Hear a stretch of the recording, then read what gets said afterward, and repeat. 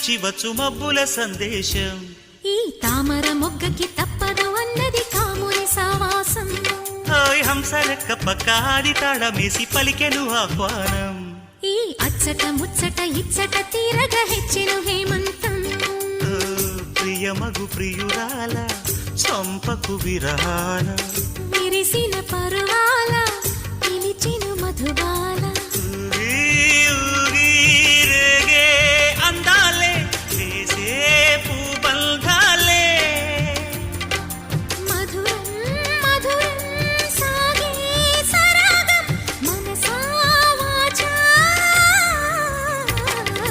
కుంకుమ పూల తోటలో కులికే ఓ కుమారి.